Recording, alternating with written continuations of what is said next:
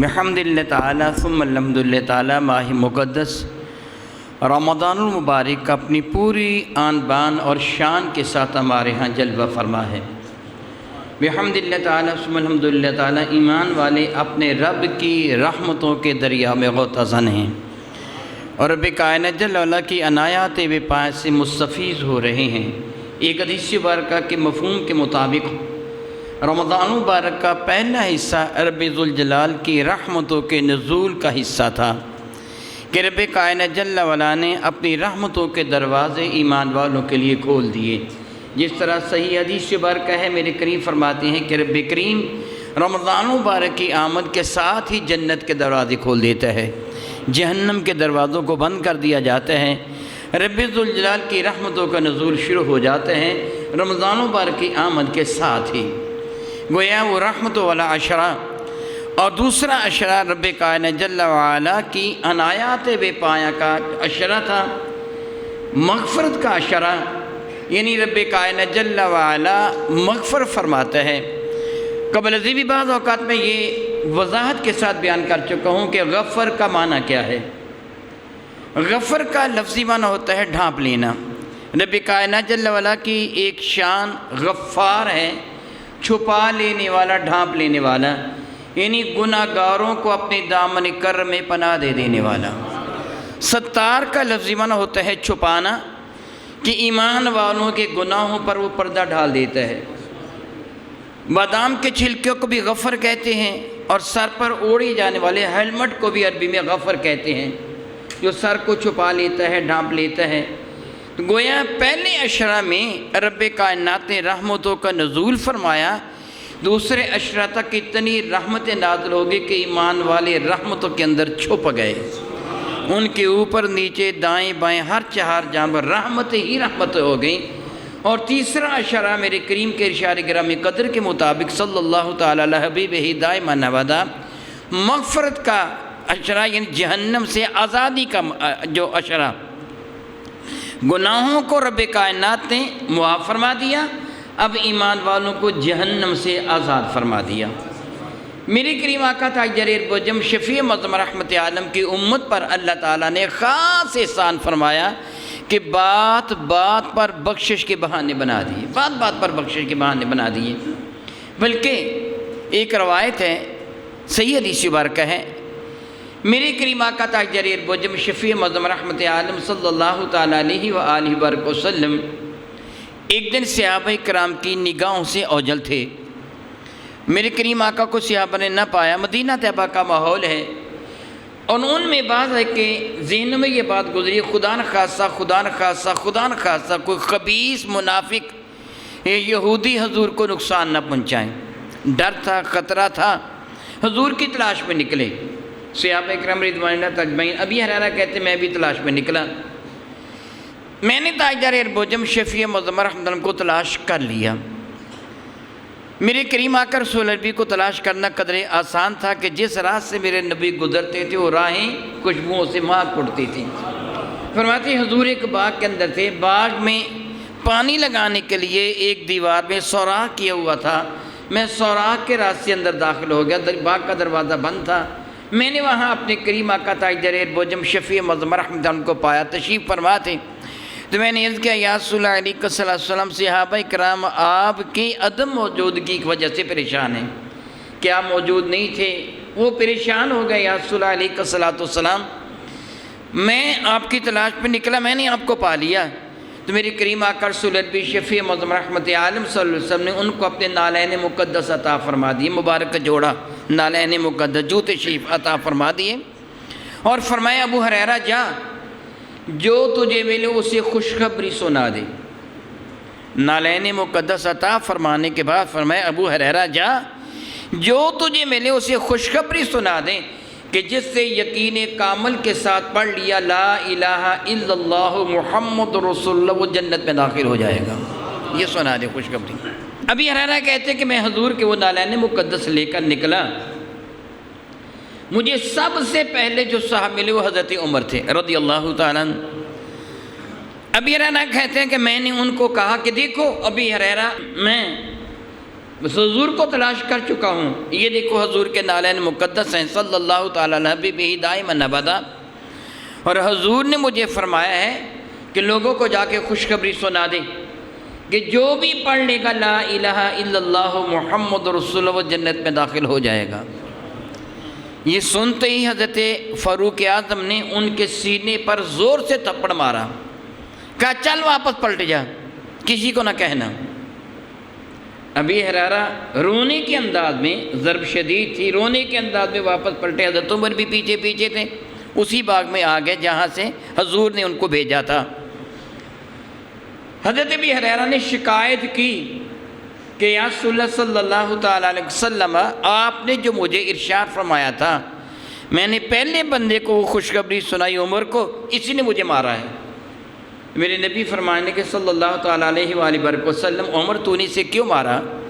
تو سیدنا فاروق اعظم نے کہا یا رسول اللہ اس ڈر کی وجہ سے کہ اگر اس سے لوگوں کو یہ بتا دیا نا تو لوگ عمل کرنے سے رک جائیں گے، ان کو عمل کر لینے دیجیے۔ وہ نمازیں نہیں پڑھیں گے، روزے نہیں رکھیں گے، حج نہیں کریں گے، زکوٰۃ نہیں دیں گے، نیک عمل نہیں کریں گے، وہ کہیں گے بس کلمہ پڑھ لینا ہی کافی ہے۔ یہ بات سن کے میرے کریم آقا مسکرا دیے، فرمان کے ابو ہریرہ ابھی رہنے دیں، یعنی حق وہی ہے جو بتا دیا، لوگوں کو عمل کرنے دیں، جو میرے دامن سے وابستہ ہو گیا وہ جنت میں چلا جائے گا۔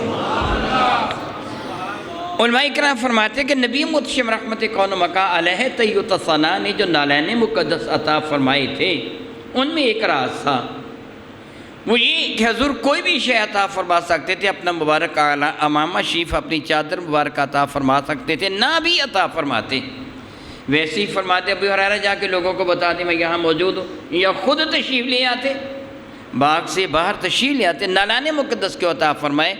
اس چیز کی جان میں اشارہ ہے، تنہا کلمہ طیبہ نہیں پڑھنا، حضور کے نقش قدم پہ بھی چلنا ہے، ان کی تعظیم و توقیر بھی اپنے پیش نظر رکھنی ہے۔ اس لیے حضور نے اس بات کو پسند فرما لیا۔ میں بات کر رہا تھا کہ جو نبی کے دامن کرب سے وابستہ ہو گیا رب کائنات اس کو جنت عطا فرما دے گا۔ وہ ایک جدا بات ہے کہ اس کو جلدی جنت عطا فرماتا ہے یا ٹھہر کے وہ جنت میں جاتا ہے، بالآخر ہر ایمان والا جنت پہ چلا جائے گا، خواہ وہ اپنے گناہوں کی سزا پا کر جنت میں چلا جائے یا اللہ تعالیٰ اپنی نگاہ عنایت سے اس کو معاف فرما کے جنت میں بھیج دیں، یہ میرے رب کی مرضی ہے۔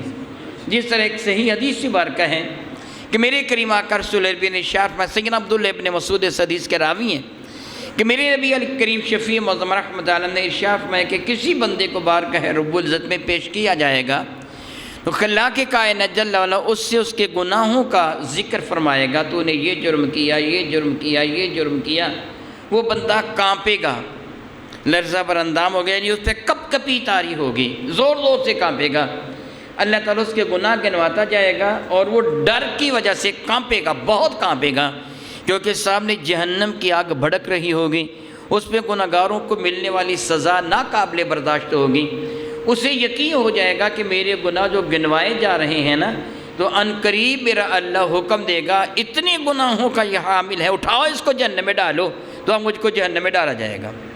جس طرح کسی کو قتل کا معاذ اللہ تعالیٰ سماذ اللہ تعالیٰ اشارہ کیا جائے کہ اب اس کو قتل کر دیا جائے گا تو اس بیچارے کے اوساخ خطا ہو جاتے ہیں، تلوار لے کر وہ بندہ بھی کھڑا ہو یا اور رائفل لے کے کھڑا ہو، گولی مارنے والا اس کو سامنے ہو، تو اس آدمی کی حالت جو ہوتی ہے وہ آپ خود جانتے ہیں کہ اتنی زیادہ بری حالت ہوتی ہے، اس کے سامنے تو جہنم بھڑک رہی ہوگی، یہ کانپے گا، ڈرے گا کہ ابھی میرے چھوٹے چھوٹے گناہ گنوائے جا رہے ہیں، جب بڑے بڑے گناہ گنوائے جائیں گے تو میری حالت کیا ہوگی۔ پھر بھی اللہ ارشاد فرمائے گا، اے میرے بندے میں نے دنیا میں تیرے گناہوں پر پردہ ڈھالے رکھا، کسی کو تیرے گناہوں پر مطلع نہیں ہونے دیا، آج بھی میں اپنی رحمت کے صدقہ سے تیرے گناہوں پہ پردہ ڈھالتا ہوں، جب میں نے تیرے سارے گناہ معاف فرما دیے۔ اب یہ گناہ گار تھا، اس کے سارے گناہ معاف ہو گئے، میرے کریم آقا فرماتے کہ اس کو حوصلہ ہو جائے گا کہ میرے گناہ معاف ہو گئے ہیں، اب مجھے جہنم میں نہیں ڈالا جائے گا۔ پھر میرا اللہ اسے مزید خوشخبری سنائے گا، وہ خوشخبری یہ ہوگی کہ جا میں نے تیرے گناہوں کو نیکیوں میں بدل دیا، یعنی اگر تو نے 10,000 گناہ کیے تھے، نہ صرف وہ 10,000 گناہ معاف ہو گئے ہیں بلکہ تیرے نام اعمال میں 10,000 نیکیاں بھی درج فرما دی ہیں۔ عبداللہ بن مسعود فرماتے ہیں کہ تاجر اربوجم شفیع معظم رحمت کون و مکان نے فرمایا جب اللہ تعالیٰ کی ان عنایات بے پایاں کو بندہ دیکھے گا تو پھر اس کو جرأت آ جائے گی، کیونکہ اللہ تعالیٰ جل وعلا نے اس پہ بڑا کرم فرما دیا، پہلے خوشخبری سنائی گناہ معاف ہو گئے، یہی کون سی کم خوشخبری تھی، پھر ساتھ فرما دیا تیرے گناہوں کو نیکیوں میں بدل دیا، یہ تو بہت بڑی خوشخبری تھی۔ تو اب اس کو جرأت ہو جائے گی، وہ عرض کرے گا مولا میرے کچھ اور بھی گناہ تھے وہ بھی گن دے، یعنی جو گناہ نہیں گنے ہیں نا وہ بھی گن دے۔ میرے کریم آقا رسول اللہ شفیع معظم رحمت کے صحابی حضرت عبداللہ بن مسعود رضی اللہ تعالیٰ عنہ یہ جملے کہہ کے مسکرا دیے اور فرمانے کہ تم جانتے ہو میں کیوں مسکرایا ہوں؟ تو لوگوں نے کہا ہم تو نہیں جانتے اب کیوں مسکرائے ہیں؟ تو فرمانے لگے یہ جملے کہہ کے میرے نبی بھی مسکرا دیے تھے کہ وہ بندہ کہے گا نا باقی گناہ بھی گن دے، یہ جملے کہہ کے میرے نبی بھی مسکرا دیے تھے۔ تو ہم نے بارگاہ بے کس پناہ میں عرض کیا تھا یا رسول اللہ صلی اللہ تعالیٰ علیہ وسلم اللہ تعالیٰ آپ کو ہمیشہ مسکراتا رکھے، آپ کیوں مسکرائے ہیں؟ تو میرے نبی نے فرمایا تھا جب اس کی جرأت کو ملاحظہ فرمائے گا نا اللہ تعالیٰ کہ پہلے یہ بندہ ڈر رہا تھا کہیں مجھ کو جہنم میں نہ ڈال دیا جائے، میرے گناہوں کو نہ گنوایا جائے، لیکن جب اب اس سے یہ پتہ چلا جس کے گناہوں کو نیکیوں میں بدل دیا تو کتنا جری اور جرأت مند ہو گیا، کہہ رہا ہے باقی گناہ بھی گنوا دے تو اللہ تعالیٰ بھی اپنی شان کے لائق مسکرا دے گا۔ سبحان اللہ تعالیٰ و بحمدہ، یعنی وہ بے نیاز ہے۔ میں دراصل یہ عرض کرنا چاہتا تھا یہ حدیث بارکہ سنا کر کہ اللہ تعالیٰ بے نیاز ہے، چاہے تو کسی کے گناہوں کو معاف فرما دے، چاہے تو گناہوں کو نیکیوں سے بدل دے، چاہے تو گناہوں کی سزا دے کر پھر جنت میں بھیج دیں، لیکن یہ یقین ہے کہ جو بھی دامن مصطفیٰ سے وابستہ ہے وہ جنت میں چلا جائے گا، وہ جنت میں چلا جائے گا۔ یہ ماہ مقدس رمضان مبارک اپنے دامن میں یہی خوشخبریاں لے کے آیا ہے، اور یہ عشرہ بالخصوص یہ آخری عشرہ جو رمضان مبارک ہے، میرے اور آپ کے کریم آقا تاجدار اربوجم شفیع معظم رحمت عالم صلی اللہ علیہ وسلم اس عشرہ میں عموماً اعتکاف فرمایا کرتے تھے، کبھی آپ نے 20 دن کا اعتکاف بھی فرمایا، عموماً اس عشرے کا اعتکاف فرماتے تھے، اور آپ کے ارشاد گرامی قدر کا یہ مفہوم بنتا ہے کہ میں اعتکاف لیلۃ القدر کی تلاش میں کرتا ہوں، جو میں نے اعتکاف کیا یہ لیلۃ القدر کی تلاش میں کیا۔ لیلۃ القدر کون سی رات ہے؟ میرے کریم آقا تاجدار اربوجم شفیع معظم رحمت عالم نے اس کو واضح نہیں فرمایا کہ کون سی رات ہے، اور آپ یہ بھی جانتے ہیں کہ اللہ تعالیٰ قرآن کریم میں فرماتا ہے اِنَّا أَنزَلْنَاهُ فِي لَيْلَةِ الْقَدْرِ کہ ہم نے قرآن کریم کو لیلۃ القدر میں نازل فرمایا۔ مفسرین اکرام فرماتے ہیں کہ جب نزول قرآن کی ابتدا ہوئی جس رات وہ لیلۃ القدر کی رات تھی، تو میرے نبی کو پتہ ہے کب قرآن نازل ہوا تھا۔ حضور نے صحابہ کو فرمایا تھا، ایک صحابی کو فرمایا کہ پیر کے دن کا روزہ رکھا کرو۔ انہوں نے کہا یا رسول اللہ پیر کے دن کی فضیلت کیا ہے جو آپ مجھے فرماتے پیر کے دن کا روزہ رکھو؟ ہم عام طور پر اس کو سوموار کا نام دیتے ہیں، سوموار نہیں پیر ہی کہنا چاہیے۔ بزرگوں نے اس کا نام پیر کیوں رکھا کہ یہ باقی دنوں کا پیر ہے، خوشی کا دن ہے، باقی دنوں کا پیر ہے، اس لیے اس کو پیر ہی کہا کریں۔ میرے کریم آقا رسول عربی میں یوم الاثنین کہتے ہیں کہ پیر کے دن کا روزہ رکھا کرو، تو انہوں نے عرض کہا یا رسول اللہ مجھے ارشاد فرمایا پیر کے دن کے روزہ کا تو اس کی کوئی خاص فضیلت ہے؟ میرے نبی نے فرمایا ہاں تجھے پتہ نہیں پیر کے دن میں پیدا ہوا ہوں، اور مجھ پر قرآن پاک بھی پیر کے دن ہی نازل ہوا تھا، اور حضور نے ہجرت بھی پیر کے دن ہی فرمائی ہے۔ حضور سید عالم قباء میں بھی پیر کے دن ہی تشریف لے گئے، اور حضور دنیا سے تشریف بھی پیر کے دن ہی لے گئے ہیں۔ پیر کے دن کو یہ اہمیت ہے، تو میرے نبی کو پتہ کہ پیر کا دن تھا، تاریخ بھی میرے نبی کو پتہ ہے، لیکن حضور نے لوگوں کے سامنے اس کا ذکر نہیں فرمایا۔ میرے کریم آقا رسول اللہ نے یہ بھی ارشاد گرامی قدر فرمایا کہ اللہ تعالیٰ جل وعلا نے اس کا تعین اٹھا لیا ہے۔ عین ممکن ہے یہی ہو جس طرح میں اب عرض کر چکا ہوں حدیث بار کا تعین کا اٹھانا کیا ہے کہ اب ایک رات کو متعین نہیں رہنے دیا، اس رات کو مختلف راتوں میں تقسیم فرما دیا، کبھی کسی رات، کبھی کسی رات، کبھی کسی رات، کبھی کسی رات۔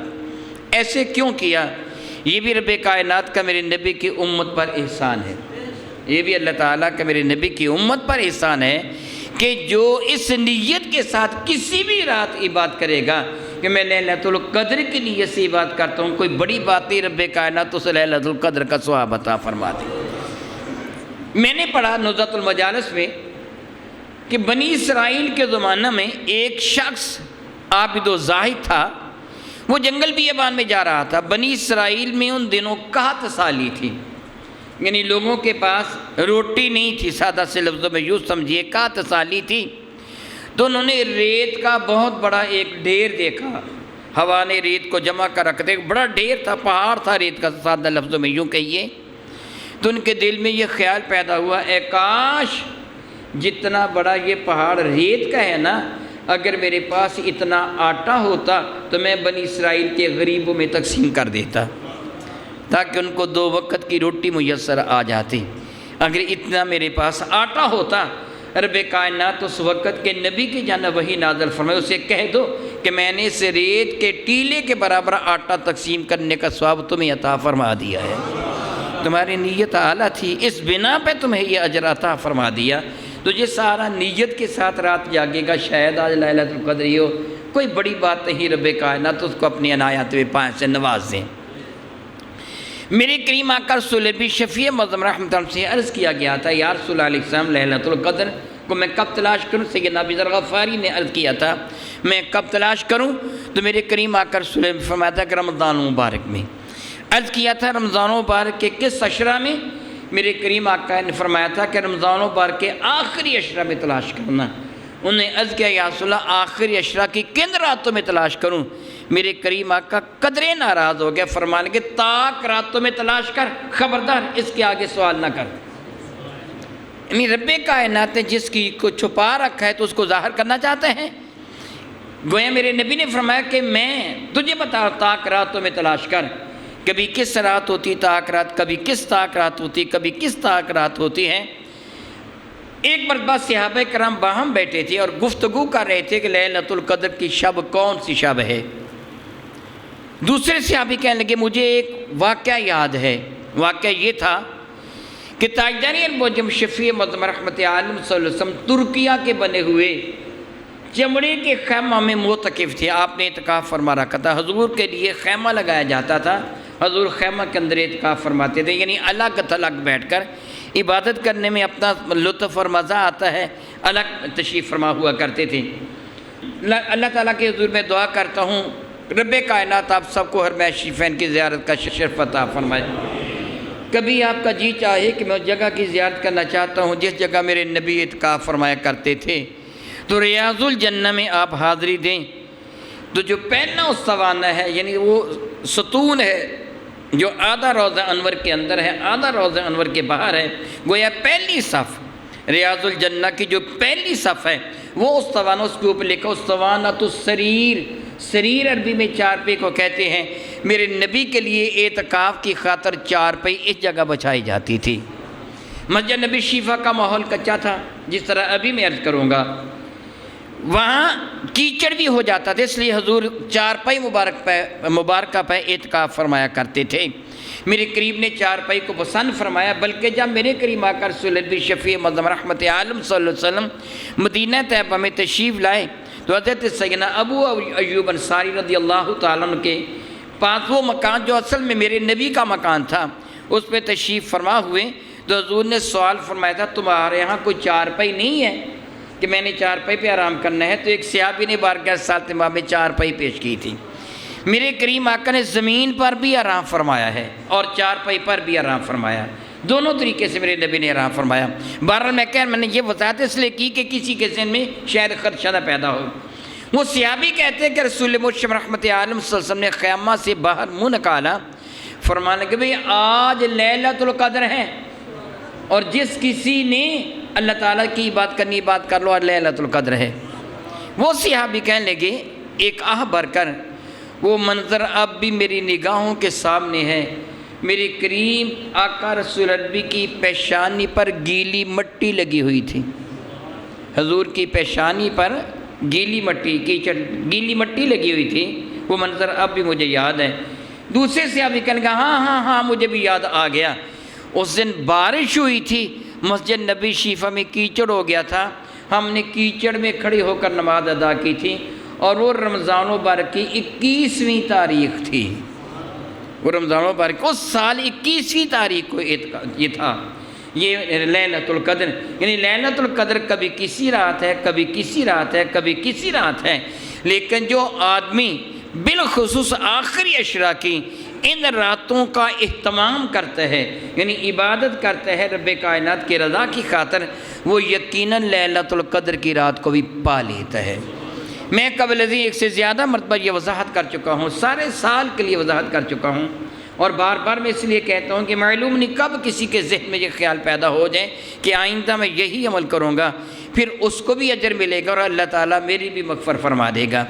میرے کریم آقا علیہ السلام کا ارشاد گرامی قدر ہے، جو بندہ نماز عشاء با جماعت ادا کرے، میں حدیث کا ترجمہ نہیں آپ کو سنا رہا، میں مفہوم بیان کر رہا ہوں۔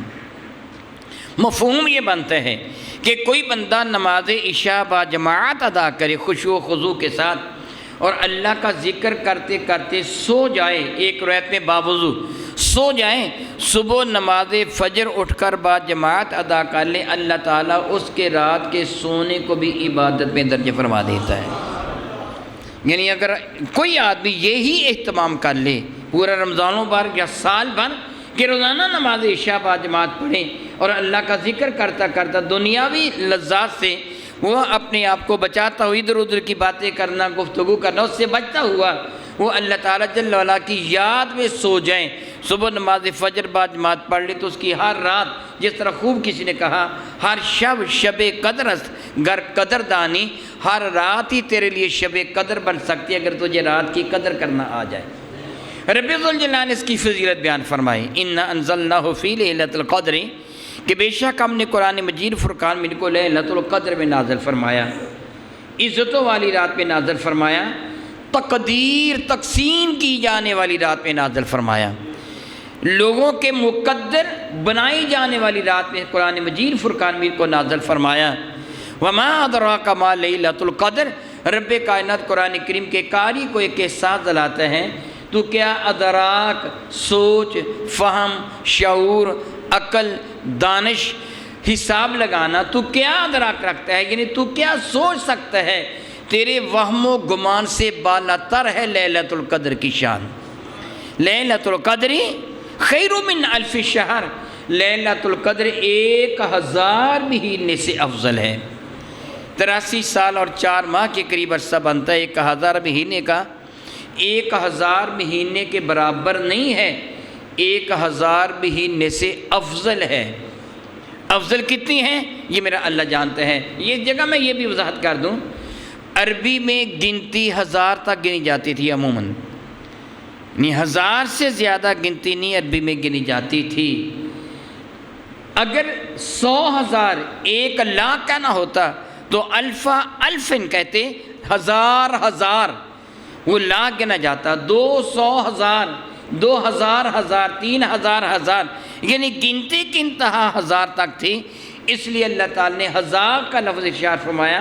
اس سے زیادہ کتنا ہے یہ میرا اللہ جانتا ہے کہ اس کا ثواب کتنے 1000 سال کے برابر ہے، یہ میرا اللہ جانتا ہے، اللہ کے کائنات کے علم میں ہے۔ اور یہ بھی ممکن ہے کہ کسی کو کم ملتا ہو، کسی کو زیادہ ملتا ہو، جس طرح میرے نبی صلی اللہ تعالی علی حبیبہ دائماً ابدا ارشاد فرماتے ہیں کہ میرے صحابی 1 سع، ایک روایت میں جو ہیں، 1 سع تقریباً 4.25 کلو کے قریب اللہ کی راہ میں صدقہ کریں، یعنی جو صدقہ کریں۔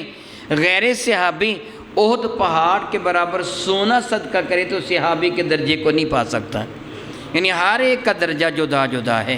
اس لیے اللہ تعالیٰ کسی کو کتنا ثواب عطا فرماتا ہے، کسی کو کتنا ثواب عطا فرماتا ہے، کسی کو کتنا۔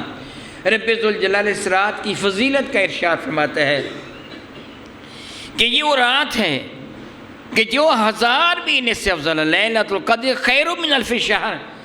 اس پہ نازل ہوتے ہیں فرشتے بھی اور روح بھی، تنزل الملائکۃ والروح فیہا باذن ربہم من کل امر، تمام تر احکامات لے کر فرشتے اور روح، بعض نے روح سے مراد روح الامین حضرت جبریل امین مراد لیے ہیں، اور بعض نے روح ایک خاص مخلوق مراد لی ہے کہ جس کے صدقہ سے پوری انسانیت میں زندگی ہے۔ اور آپ یہ جانتے ہیں کہ جب انسان مر جاتا ہے تو اس کی روح مرتی نہیں ہے۔ جب انسان مرتا ہے تو روح کیا ہوتی ہے بھلا؟ نکلتی ہے اس کے بدن سے، مرتی نہیں ہے۔ روح کا جو رب کائنات جل وعلا کے حضور جو تصور ہے، میرا اللہ فرماتا ہے یسألونک عن الروح قل الروح من امر ربی، یہ آپ سے سوال کرتے روح کیا ہے، ان کو بتا دو میرے اللہ کا حکم ہے۔ وما اوتیتم من العلم الا قلیلا، اس معاملہ میں تمہیں علم نہیں دیا گیا مگر بہت تھوڑا، تم نہیں جانتے کہ روح کی حقیقت کیا ہے، اللہ جانتا ہے یا اللہ کے بتانے سے میرے نبی جانتے ہیں۔ وہ نازل ہوتے ہیں، یہ روح الامین نازل ہوتے ہیں، اور ان لوگوں کو جو اللہ تعالیٰ کی عبادت میں مشغول ہیں، کھڑے ہیں، بیٹھے ہیں، جس بھی انداز میں رب کائنات کی عبادت کرتے ہیں، ان کو ہدیہ تبریک پیش کرتے ہیں، مبارکباد پیش کرتے ہیں، کسی سے مصافحہ کرتے ہیں، ہاتھوں کا ملانا، کسی سے معانقہ کرتے ہیں، گلے ملنا، یہ عمل جاری و ساری رہتا ہے، خوشخبری ملتی رہتی ہے یہاں تک کہ فجر طلوع ہو جاتی ہے۔ بارگاہ بے کس پناہ میں صحابہ نے سوال کیا، رب کائنات ان پہ بے شمار رحمت نازل فرمائے صحابہ کرام پر، ہمارے لیے بہت آسانیاں پیدا کر گئے۔ صحابہ نے عرض کیا یا رسول اللہ علیہ السلام، فرشتے کا ملنا، مصافحہ کرنا یا معانقہ کرنا غیر محسوس ہے، جس طرح غیر مرئی ہے، نظر بھی نہیں آتا، غیر محسوس بھی ہیں، جس طرح ہمارے ساتھ فرشتے ہیں، ہمہ وقت ہم فرشتے رہتے ہیں۔ ہر بندے کے ساتھ محافظ فرشتے ہیں جو اس کی حفاظت کرتے ہیں، کرامن کاتبین بھی ہیں، مگر ہمیں کبھی بھی محسوس نہیں ہوئے کہ کرامن کاتبین یہاں بیٹھے ہیں یا ان کا بوجھ محسوس ہو، یا آگ لگانے سے ٹٹولنے سے وہ محسوس ہوں، نہیں، غیر محسوس ہیں۔ تو پھر ان کا معانقہ کرنا، اسرائیل آتے ہیں، تشریف لاتے ہیں، نظر نہیں آتے، وہ روح نکالتے ہیں بدن سے، پتہ ہی نہیں چلتا کسی کو کہاں اسرائیل ہیں، وہ نہیں نظر آتے، نہیں ٹٹولے جا سکتے، تو وہ تو غیر محسوس ہیں، تو کیسے پتہ چلے گا فرشتے نے مصافحہ کیا؟ یعنی فرشتہ مصافحہ کرے گا بھی تو پتہ تو نہیں چلے گا نا، فرشتہ معانقہ کرے گا بھی تو پتہ تو نہیں چلے گا، پھر کس طرح تصور میں آئے گا کہ فرشتے نے معانقہ کیا یا مصافحہ کیا ہے؟ میرے کریم کے ارشاد گرامی قدر کا مفہوم بنتا ہے، اگر تجھے عبادت کرنے میں لطف آئے، اگر تجھے عبادت کرنے میں مزہ آئے تو سمجھ لینا فرشتے نے تیرے ساتھ مصافحہ کیا ہے، اگر آنکھوں میں آنسو بھی آ جائیں تو سمجھ لینا معانقہ بھی کیا ہے، سمجھ لینا معانقہ، یعنی زیادہ لطف آ جائے، زیادہ مزہ آ جائے، کیونکہ فرشتے کی روحانیت کا تقاضا یہ ہے کہ جب وہ تیرے ساتھ اللہ کی رحمتوں کا پیغام لے کر تیرے ساتھ معانقہ کرے گا تو تیرے دل میں روحانیت کا اضافہ ہو جائے گا، وہ اللہ تعالیٰ کی رحمت بڑھ جائے گی، تجھے عبادت میں مزید لطف آ جائے گا، مزید مزہ آ جائے گا۔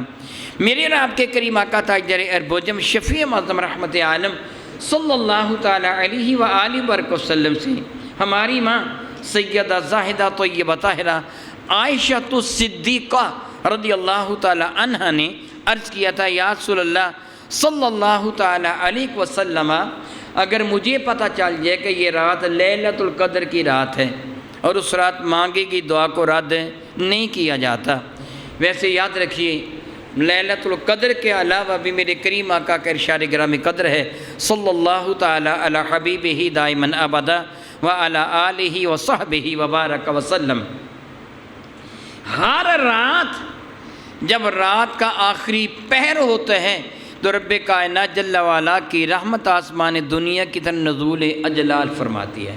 ہر رات لیلۃ القدر کی شرط بھی نہیں ہے، ماہ مقدر رمضان مبارک کی بھی شرط نہیں ہے، 27ویں کی بھی شرط ہے، ہر رات جب آخری پہر ہوتا ہے تو رب ذوالجلال کی رحمت آسمان دنیا کی جانب نزول اجلال فرماتی ہے، اور اعلان کیا جاتا ہے علامی مصطفین فاغفر لہ، اور سونے والوں تم میں کوئی ایسا ہے جو میرے حضور توبہ کرے میں اس کے سارے گناہوں کو معاف فرما دوں گا، روزانہ کے روزانہ، روزانہ کے روزانہ، روزانہ کے روزانہ۔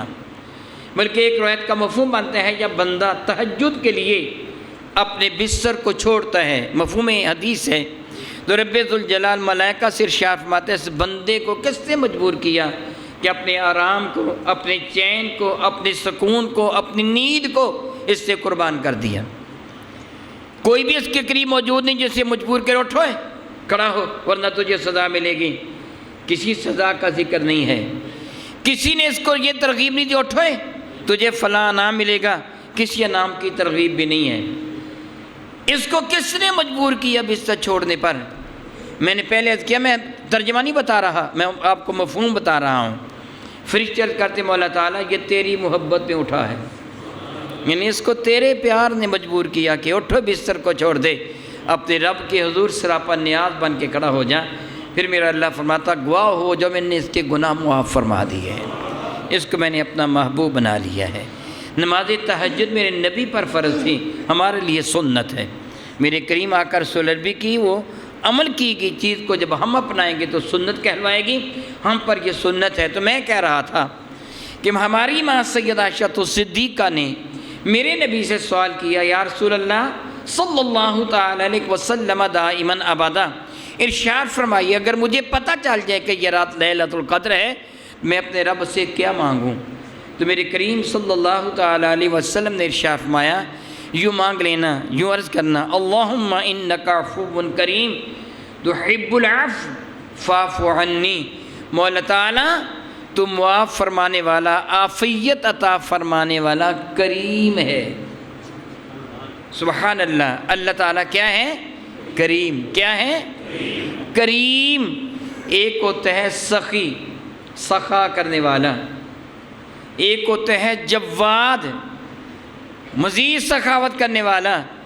سخی وہ ہوتا ہے جو اپنی ضرورت سے زائد چیز کسی کو عطا کر دے، اور جواد وہ جو اس کی اوقات سے بڑھ کر عطا کر دے۔ کریم وہ جو بن مانگے ہی عطا کیا چلا جائے، وہ بن مانگے ہی عطا فرما دیتا ہے، وہ کریم ہے۔ مولا تو کریم ہے، میں مانگوں نہ مانگوں تو مجھے پھر بھی عطا فرما دیتا ہے۔ غور کیجئے ہمیں وہ کتنے لوگ ہیں جو رب کائنات جل وعلا سے روزانہ یہ مانگتے ہیں مولا تعالیٰ میری آنکھوں کو سلامت رکھنا، اے اللہ تعالیٰ میرے کانوں کو سلامت رکھنا، میری زبان کو سلامت رکھنا، مجھے صحت و تندرستی عطا فرمائے رکھنا، مجھے 2 وقت کی روٹی عطا کر دینا، مجھے عزت دے دینا۔ کتنے لوگ ہیں جو روزانہ دعا مانگتے ہیں؟ شاید کوئی بھی نہیں مانگتا، مگر میرا رب بن مانگے سب کو عطا کیے جا رہا ہے۔ دوستوں کو تو دوستوں کو، دشمنوں کو بھی عطا کیے جا رہا ہے، وہ کریم ہے۔ میرے نبی بھی کریم ہیں، یہ رمضان بھی کریم ہے، اور قرآن بھی کریم ہے۔ سبحان اللہ و بحمدہ، سبحان اللہ و بحمدہ۔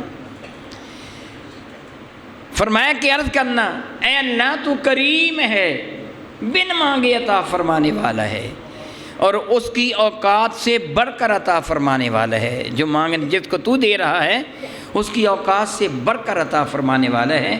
اللہم انک عفو، عفو کے 2 معنی ہوتے ہیں، ایک عفو کا معنی ہوتا ہے معاف کرنا، اور ایک معنی ہوتا ہے عافیت عطا کرنا۔ عافیت کا معنی ہوتا ہے ہر مصیبت سے بچا لینا، یعنی عافیت عطا کرنا۔ تو معاف بھی فرماتا ہے، اس کے بدلہ میں عافیت بھی عطا کرتا ہے، اور معاف کرنا بھی عافیت ہے۔ یعنی ایک آدمی کو سزا ملنا تھی اس کے جرم کی، اس کو معاف کر دیا تو کیا کر دیا؟ اس کو عافیت بھی مل گئی۔ اب اس کو سزا نہیں ملے گی نا، عافیت بھی مل گئی۔ اے اللہ تعالیٰ تو معاف فرمانے والا، عافیت عطا فرمانے والا ہے۔ تو تحب العفو، معاف کرنے کو پسند بھی بڑا کرتا ہے۔ سبحان اللہ تعالی و بحمدہ، سبحان اللہ تعالی و بحمدہ، سبحان اللہ و بحمدہ۔ یہ میرے اللہ کی شان ہے، معاف فرمانے کو پسند کرتے ہیں۔ فاعف عنی، مولا تعالیٰ تو مجھ کو معاف فرما دے، مجھے عافیت عطا فرما دے۔ فرمایا یہ دعا مانگا کرو۔ اگر یہ دعا آپ اپنے اہل خانہ کو شامل کریں یا امام دعا کریں تو فاعف عنی نہیں کہے گا، فاعف عنا جمع کا صیغہ بولے گا کہ اللہ تعالیٰ ہم سب کو معاف فرما دے، ہم سب کو عافیت عطا فرما دے۔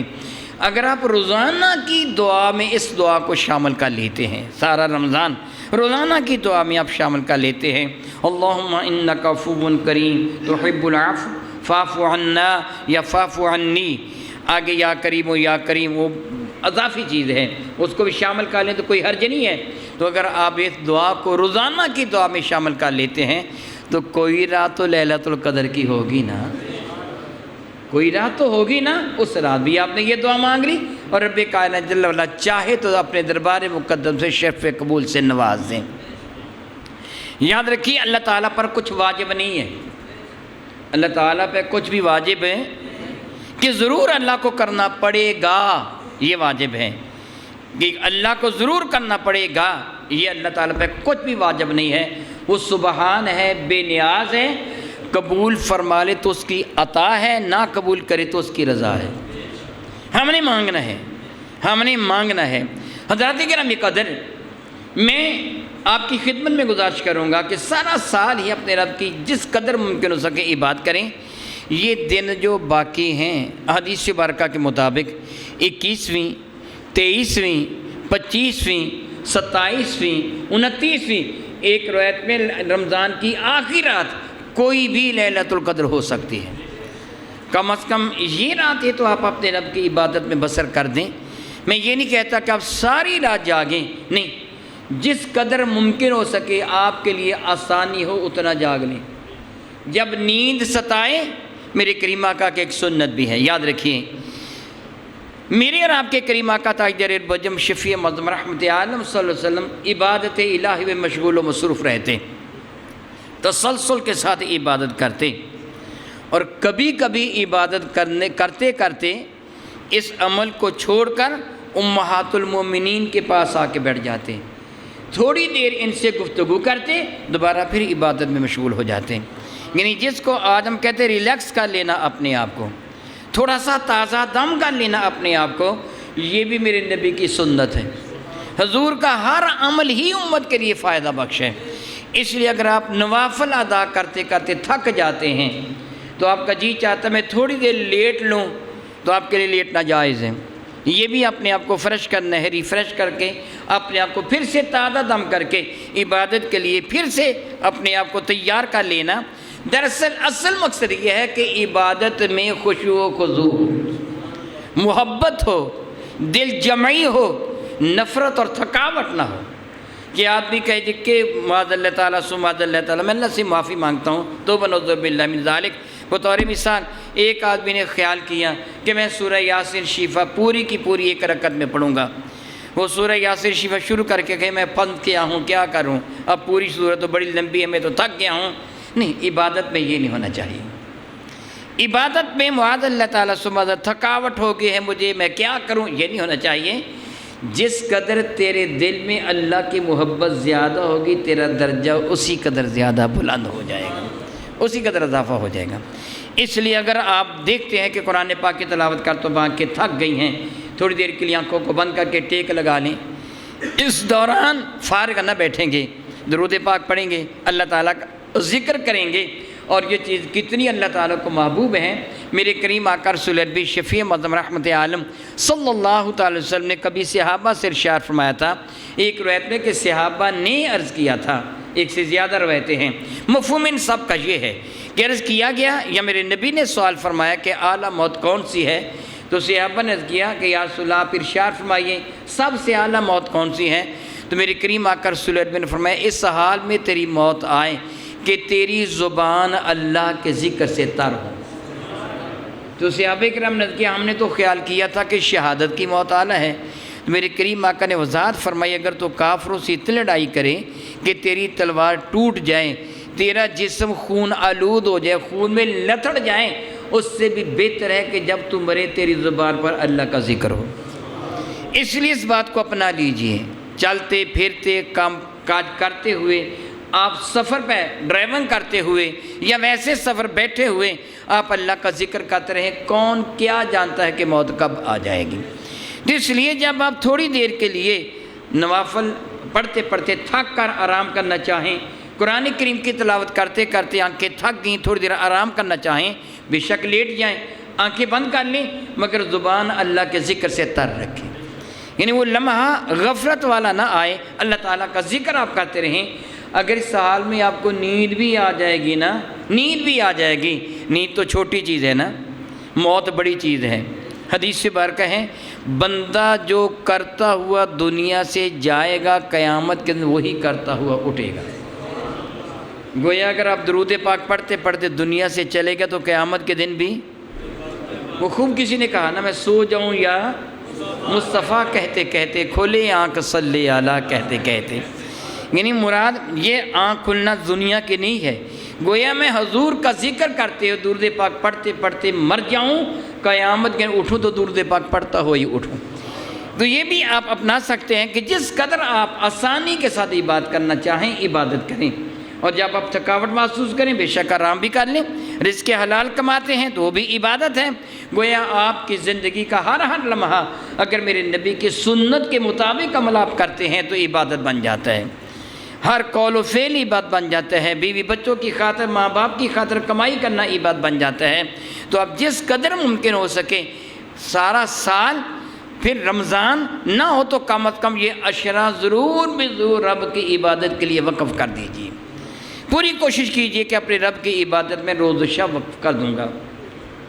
محترمی، حقیقت سے میرا اللہ واقف ہے کہ اگلا جمعۃ المبارک وہ رمضان المبارک میں آتا ہے کہ نہیں آتا۔ محکمہ موسمیات کے مطابق تو اگلا جمعۃ المبارک بھی رمضان المبارک میں آ رہا ہے، لیکن معلوم نہیں پشاوری چاند نظر آ جائے اور حکومت پھر اس کی اتباع کر لیں، کوئی پتہ نہیں ہے۔ حقیقت سے اللہ تعالیٰ واقف ہے۔ میرے کریم آقا عید الفطر سے پہلے صدقہ فطر کے بارے میں بتایا کرتے تھے، اس لیے اس سنت پہ عمل کرنے کے لیے میں آپ کو صدقہ فطر کے بارے میں بتانا چاہتا ہوں۔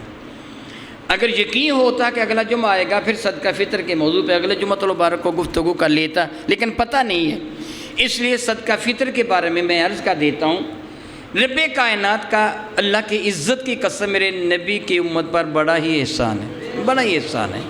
اللہ کی عزت کی قسم اللہ نے بڑا ہی احسان فرمایا، ہمیں حضور کا امتی بنا کر میرے اللہ نے اتنا بڑا احسان کیا۔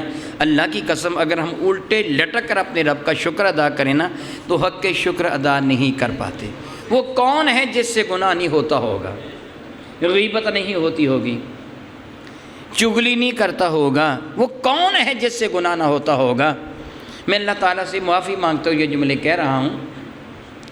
اگر آپ قرآن پاک کی تلاوت کرتے ہیں نا، موبائل فون پر قرآن پاک کی تلاوت کرتے ہیں، معاذ اللہ تعالیٰ کو غلط چیز قرآن پاک کی تلاوت کرتے ہیں، تو ایک سورہ بارکہ کے ختم ہونے کے بعد جب دوسری سورہ بارکہ تلاش کرتے ہیں تو گندے اشتہار آ جاتے ہیں، آ جاتے ہیں کہ نہیں آ جاتے؟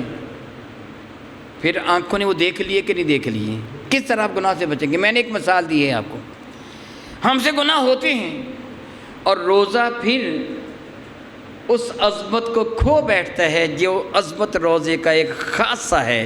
میرے اللہ کو روزے دار سے اتنی محبت ہے کہ اس کے منہ کی بو بھی اللہ کو مشک و عنبر سے زیادہ پیاری لگتی ہے۔ اللہ تعالیٰ فرماتا ہے، میرے نبی فرماتے ہیں کہ حدیث قدسی ہے کہ الصوم لی وانا اجزی بہ او انا اجزا بہ، دو طرح پڑھا گیا ہے۔ حدیث قدسی قرآن پاک کے الفاظ نہیں ہیں، لیکن یہ ارشاد اللہ کا ہے کہ اللہ فرماتا روزہ میرے لیے ہے، اس کی جزا خود میں رب عطا کروں گا، یعنی باقی اعمال کی جزا فرشتے لکھتے ہیں، اس کو اتنا ثواب مل جائے، اتنا ثواب دے دیا، اتنا ثواب اللہ لکھتے اللہ کے حکم سے ہیں، لکھتے اللہ کے حکم سے ہیں مگر لکھتے فرشتے ہیں، لیکن روزے کی جزا خود اللہ اپنے کلم قدرت سے لکھتا ہے۔ اور دوسرا انا اجزا بھی، میں خود اس کی جزا ہوں۔ دوسرا عمل کرنے والے کو جنت ملے گی اور روزہ رکھنے والے کو میں جنت والا مل جاؤں۔ بڑی عظیم عبادت ہے، بڑی عظیم عبادت ہے، بڑی عظیم عبادت ہے۔ آپ نے کسی اعلیٰ شخصیت کے حضور حاضر ہونا ہو، جو آپ کے نزدیک دنیاوی اعلیٰ شخصیت ہے، بہت بڑی شخصیت، آپ نے جانا ہو تو آپ اہتمام کرتے ہو کہ نہیں؟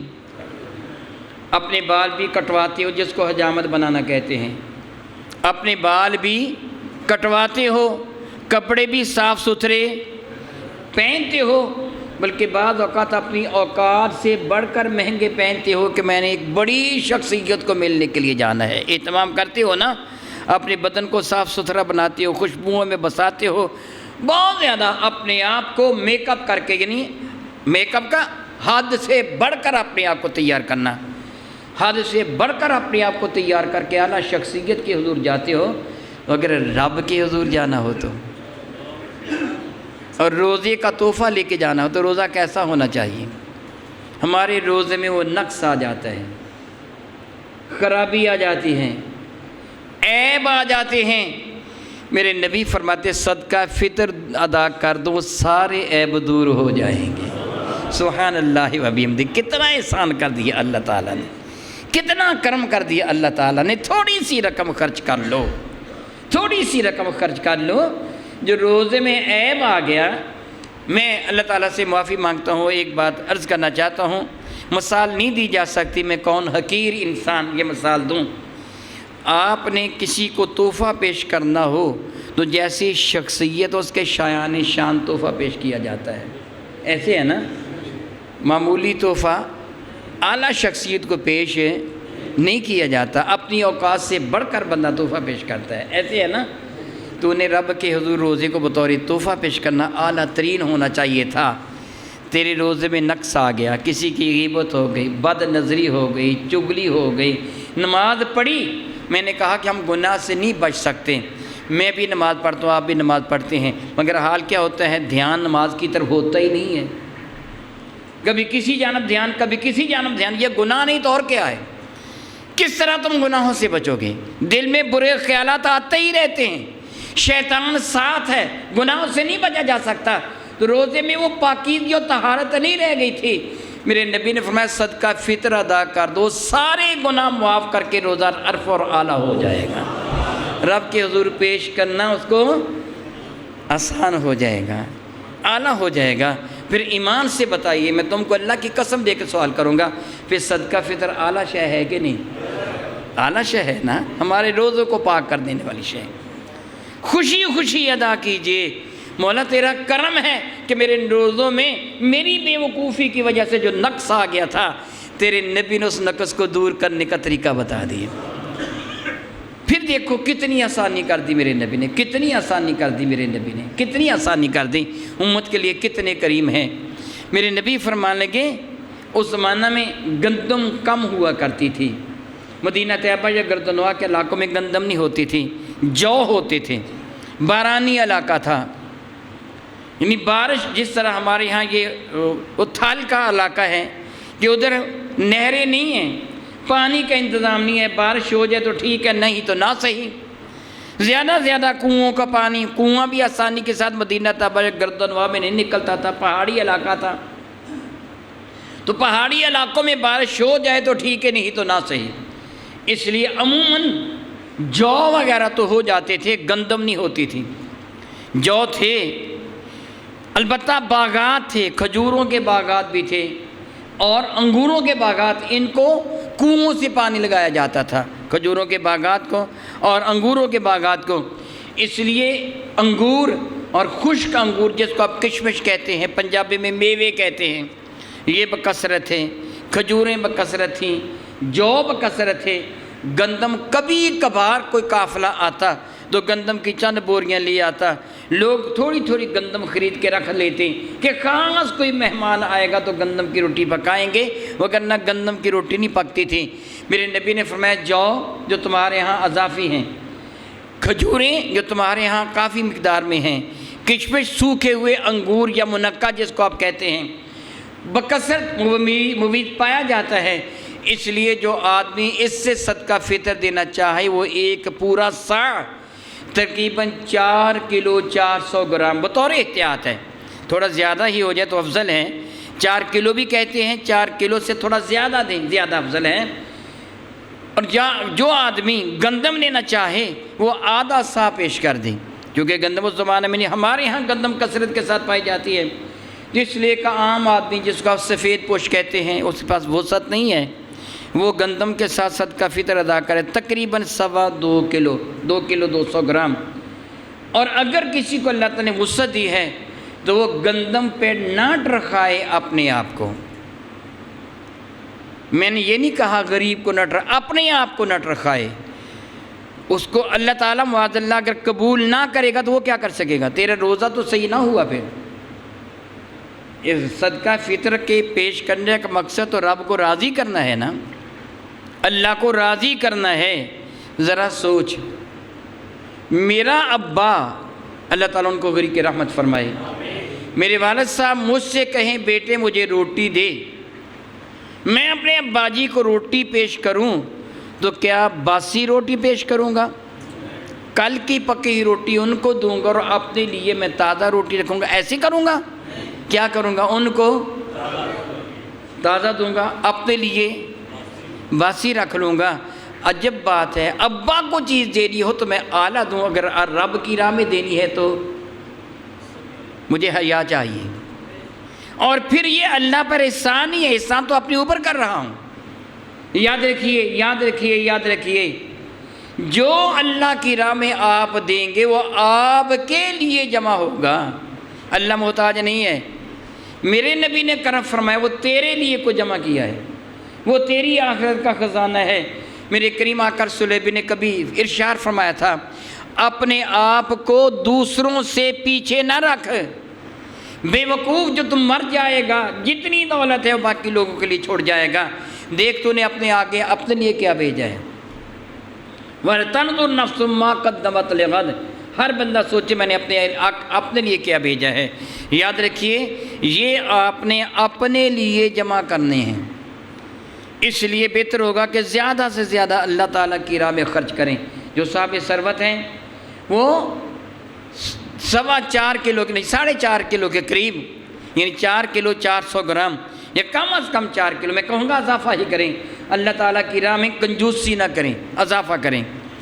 کھجوریں، کشمش، منقع یا جو، بہتر ہوگا کھجوریں یا منقع کی قیمت لگائیں کہ فلاں قیمت میں چیز آتی ہے وہ غریبوں کو دیں۔ میرے نبی فرماتے تمہارے روزوں کی پاکیزگی میسر آ جائے گی، غریبوں کو کھانا مل جائے گا۔ صدقہ فطر کس پر واجب ہے؟ جو صاحب نصاب ہے۔ یہاں نصاب سے مراد زکوٰۃ کا وہ نصاب نہیں جس پر سال گزر جائے، بلکہ مراد یہ جس کے پاس 52.5 تولے چاندی کی قیمت کے روپے موجود ہوں یا مال تجارت، اس پر صدقہ فطر واجب ہے۔ صدقہ فطر کے وجوب کا وقت، یہ باتیں ذہن نشین کر لیجئے، اگر کسی کو سمجھ نہ آئے میں بعد میں تھوڑی دیر بیٹھوں گا، آپ سوال بھی کر لیں بعد میں۔ صدقہ فطر کے وجوب کا وقت عید کے دن طلوع فجر ہے۔ جب عید کے دن اذان فجر کا وقت ہوتا ہے، وقت ہے صدقہ فطر کے واجب ہونے کا۔